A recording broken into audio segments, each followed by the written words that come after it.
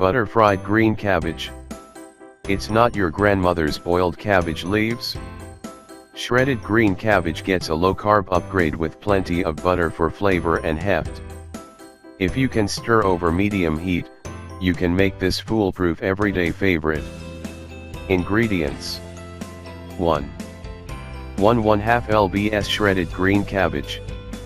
2. 3 ounces butter. 3. Salt and pepper. Instructions: 1.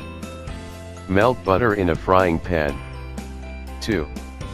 Sauté the shredded cabbage on medium heat for at least 15 minutes or until the cabbage reaches desired color and consistency. 3. Lower the heat a little towards the end. Stir regularly. Season with salt and pepper to taste.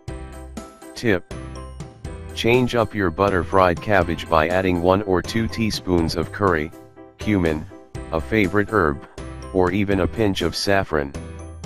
Chili, both dried and fresh, is another nice choice, depending on what you are in the mood for and have on hand. If you love green cabbage, raw or fried, consider shredding an entire head, or half of it, at once.